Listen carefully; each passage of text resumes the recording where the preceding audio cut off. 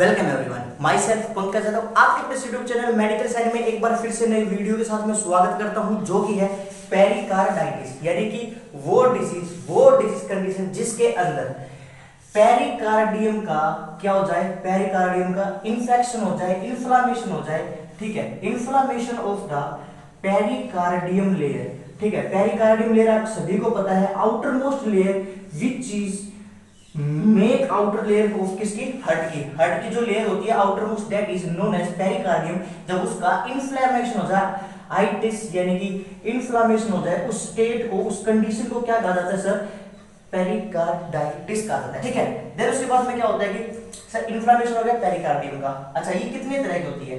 First one which is sir acute pericardium, यानी कि acute pericarditis. ठीक है, देन इसके अलावा सेकंड नंबर पे होती है एक्यूट पेरिकार्डाइटिस विद इफ्यूजन के साथ होते हैं। ठीक है, विद इफ्यूजन, जब साथ में इसके इफ्यूजन हो जाती है। ठीक है, या फिर इफ्यूज्ड पेरिकार्डाइटिस भी कहा जा सकता है। Third one which is sir acute chronic peri fibrosis fibrotic pericarditis, यानी कि फाइब्रोसिस हो जाती है। अब क्या होता है कि जब सब आपको पता चल रहा है, इन्फेक्शन हो जाए, इन्फ्लेमेशन हो जाना किस चीज का, पेरिकार्डियम लेयर का, उसको क्या कहा जाता है, पेरिकार्डाइटिस कहा जाता है। अगर मैंने आपको यहाँ पे टाइप की बता दिया है तो what are the main types of the pericardium? Acute, यानी कि एक्यूट पेरिकार्डाइटिस होता है, खाली इन्फ्लेमेशन होती है और कोई भी कॉम्प्लिकेशन साथ में नहीं होता है, उसे फर्स्ट एक्यूट पेरिकार्डाइटिस कहते हैं। जब सेकंड स्टेज के अंदर फर्दर जब एक्यूट पेरिकार्डाइटिस विद इफ्यूजन, यानी कि जब इफ्यूजन हो जाता है, प्लूरल इफ्यूजन वगैरह हो जाता है, उस टाइम पे जो कंडीशन अराइज होती है, that is known as acute pericarditis effusion. And the third one which is chronic fibrotic pericarditis, जो लंबे समय तक रह जाती है, जिसकी वजह से चारों तरफ हार्ट के एक शेल बन जाती है फाइब्रोसिस की, जिसकी वजह से और मोर कॉम्प्लिकेशन आते हैं, that is known as chronic fibrotic pericarditis. तो this is the types of the pericarditis. Then उसके बाद में what are the main cause of pericarditis, ये सर इसके कारण क्या क्या होते हैं? तो सबसे पहले सर कॉजेस की मैं बताऊं आपको, तो दीज आर फर्स्ट वन, सबसे पहले क्या होता है सर, इडियोपैथिक होता है, यानी कि सर इडियोपैथिक, यानी कि कोई इसका कारण नहीं होता, किसी भी हो सकता है। देन सेकंड नंबर पे सर इन्फेक्शन हो जाए, या फिर रूमेटिक हार्ट फीवर हो जाए। ठीक है, रूमेटिक हार्ट फीवर हो जाती है, ट्रोमा वगैरह हो सकता है। ठीक है, इंजरी वगैरह हो सकता है, और यूरेनिया वगैरह हो सकता है। ठीक है, एजोटीमिया वगैरह हो सकता है। तो एजोटीमिया वगैरह क्या करता है सर, पेरिकार्डियम पर डिपॉजिट होता है, इरिटेट करता है उसको। ठीक है, जो यूरिक एसिड होता है प्लस में नाइट्रोजन वगैरह, जो एक्सेसिव मेटाबॉलिक वेस्ट होता है, यूरिया वगैरह, यूरिक एसिड, वो क्या करता है, इसको इरिटेट करता है, जिसकी वजह से पेन होता है। प्लस में मैंने आपको बता दिया इन्फेक्शन होता है, कॉन्जेनिटल हार्ट डिजीज हो सकती है। बाकी इसके अलावा मेन, बट इसका कम चांसेस होता है कॉन्जेनिटल हार्ट डिजीज का। प्लस में मेन यही होता है कि ट्रॉमा इंजरी वगैरह हो जाता है, इसकी वजह से मोस्टली क्या होता है सर, पेरिकार्डाइटिस होता है। देन उसके बाद में सर होता है इसकी clinical manifestation. What are the main clinical manifestation come under the category of pericarditis? ठीक है, तो सबसे पहले clinical manifestation, sign symptoms depend करते हैं, एक तो सीवियरिटी कितनी है, प्लस में कितना फाइब्रोसिस हुआ है, या फिर एक्यूट है, या फिर भाई जो इफ्यूजन है उसके ऊपर डिपेंड करता है। थर्ड वन की चीज कि सर डिजीज कंडीशन कितनी प्रोग्रेस तक पहुंच चुकी है, प्लस में इंडर मोस्ट लेयर कोई इन्वॉल्व नहीं है, मिडल लेयर कोई इन्वॉल्वमेंट नहीं है, तो ये सारे सब कुछ इसके ऊपर डिपेंड करता है। तो बाकी इसके अलावा जो साइन सिम्टम्स मेनली मैं बताता हूं, that is sir pericardial pain पाया जाएगा, पेरिकार्डियल पेन। ठीक है, पेरिकार्डियल पेन होगा। ठीक है, और कैसा पेन होगा, एमआई वाला पेन होगा। लोकेशन सर स्टर्नम, सबस्टर्नम, रेट्रोस्टर्नम, या फिर बिटवीन द लंग्स हो सकता है। क्वालिटी के अंदर squeezing, choking, dull, heavy, crushing, strangling, this kind of pain can be occur. Plus में सर सीवियर पेन होता है। बस इतना सा डिफरेंस होता है एमआई या एंजाइना पेक्टोरिस वाले पेन में और इस वाले पेन में, इससे ये पोजिशनल पेन कहा जाता है। बस आप पेरिकार्डाइटिस से याद रखना क्या कि देखो पेरिकार्डाइटिस होती है, P stand for pericarditis, P stand for pericardial pain, P stand for positional pain, यानी कि हमेशा पोजिशनल पेन होता है।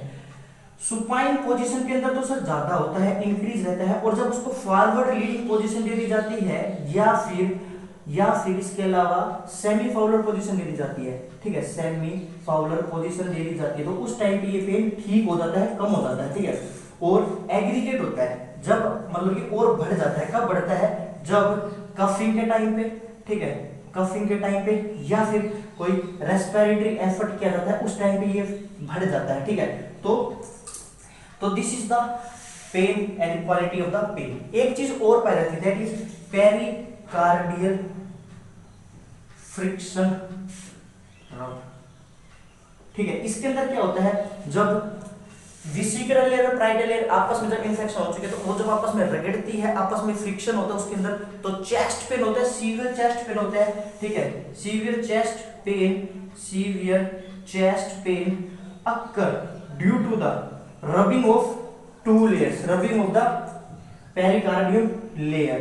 आपस में जब वो रगड़ खाती है, फ्रिक्शन होता है, that is known as pericardial friction rub होता है इसको। देन उसके बाद में दिस आर द, और बाकी इसके अलावा मैं साइंस से कुछ बताऊं तो नोजिया, वोमिटिंग, हेडेक, ये तो सारे सब कुछ कॉमन पाई जाती है। रेस्टलेसनेस हो जाती है, फटीगनेस हो जाती है, ठीक है, फटीग वगैरह हो सकता है, और बाकी फीवर वगैरह तो होता ही है। तो these are the various types of signs and symptoms can be seen into the disease known as pericarditis. then उसके बाद से डायग्नोस्टिक इवैल्यूएशन, कि भाई इसका डायग्नोस्टिक इवैल्यूएशन क्या होता है।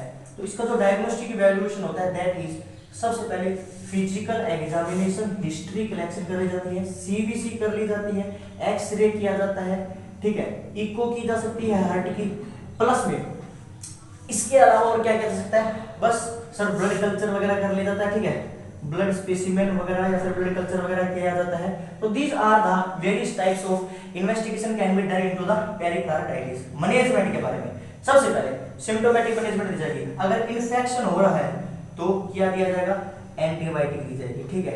एंटीबायोटिक में भी कौन सी एंटीबायोटिक, पेनिसिलिन वगैरह दे दी जाती है, या फिर एमोक्सिक्लिव होती है, ठीक है, एमोक्सिक्लिव दी जाती है। बाकी इसके अलावा अगर फीवर आ रहा है तो पैरासीटामोल यानी कि एनसेड दे दी जा सकती है।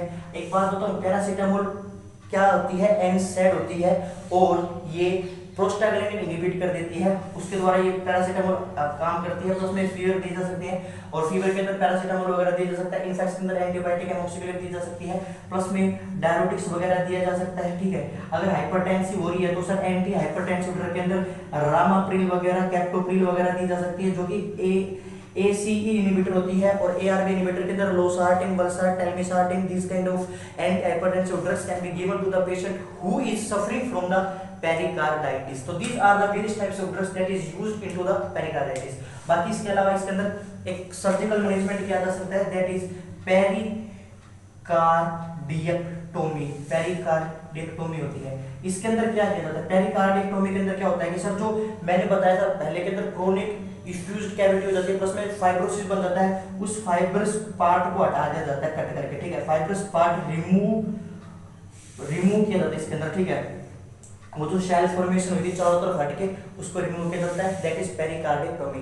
बाकी इसके अलावा प्री के अंदर इसके अंदर पेशेंट के अंदर मॉनिटर किया जाता है, रेस्ट दी जाती है, कंफर्टेबल पोजीशन दी जाती है। कौन सी पोजीशन दी जाएगी, हमेशा सेमी फाउलर पोजीशन दी जाएगी into the patient who is suffering from pericarditis. बाकी इसके अलावा सर इसके अंदर और इसके फर्दर कॉम्प्लिकेशन से प्रिवेंट करवाने के लिए प्रिकॉशंस रखे जाते हैं, यानी कि उसके अंदर इन्फेक्शन ना हो, प्लस में इनटेक और परफॉर्मेंस रखे जाते हैं, न्यूट्रिशनल वगैरह, हेल्थ एजुकेशन, एक्सरसाइज, योगा। तो this kind of health education can be given after the procedure. So I hope आपने ये वीडियो यहीं तक देखी होगी, और यहाँ तक देखी है तो एक लाइक जरूर करके देखना, जरूर लाइक करना, और चैनल पर नहीं हो तो सब्सक्राइब करना। ये चैनल आपका ही है, किसी ना किसी एग्जाम में आपकी हेल्प हो, प्लस में इंस्टा पे फॉलो कर सकते हैं, वहाँ पे मैं क्वेश्चन डालता रहता हूँ। बाकी मिलते हैं अपने नेक्स्ट वीडियो के अंदर, टिल देन सभी भाइयों को नमस्कार।